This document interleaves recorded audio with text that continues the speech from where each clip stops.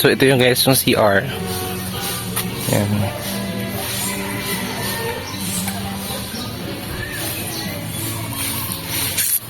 Meron sa ditong function hall. Yan, para sa mga kasal or sa mga events na pwede nyong gustong tignan, di ba? Parang bago ata to kasi nung nakaraan wala to eh. Hindi ako sure. At saka dito yung poolside nila. Yan. Maglibot-libot tayo sa resort. Kung gusto niyo naman mag-slide, merong slide naman doon sa itaas. Yan. At saka pa, nung nakaraan pumunta kami, ay, walang tubig. Kasi dito nung nakaraan pumunta kami, may tubig siya para gusto niyo mag-boating, 'di ba? Ito 'yun. Kaso wala siyang tubig ngayon kasi summer na summer. Yan. So far, ang ganda ng lugar na to.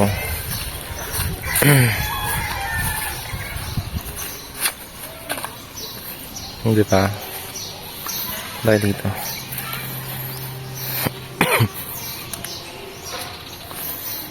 Yan.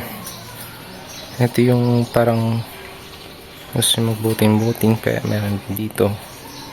Kaso wala nga yung tubig, so halina tayo, pumunta tayo sa kabila.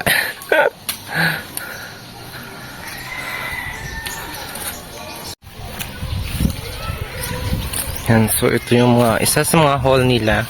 Yung sa kabila, yung isang function hall. Ito naman, may parang another function hall naman dito nila. Yan. At saka pwede ka dito mag-overnight. Yan.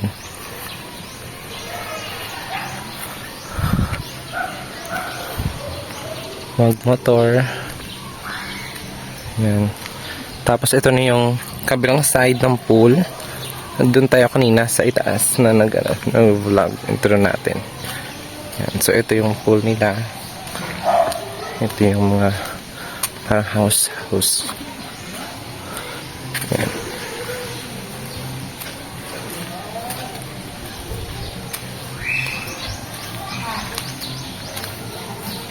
Walang tao ngayon guys kasi siguro mamaya hapon pa sila or mamaya tanghali pa sila pupunta dito, kaya ang taas ng ng kanilang slide.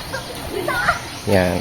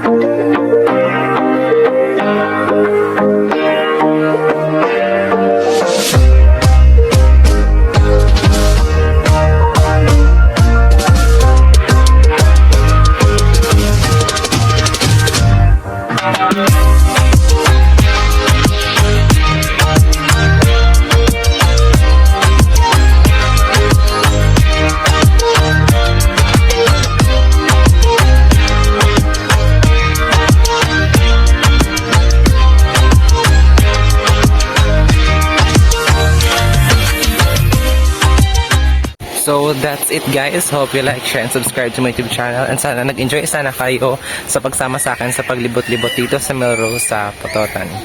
Bye guys.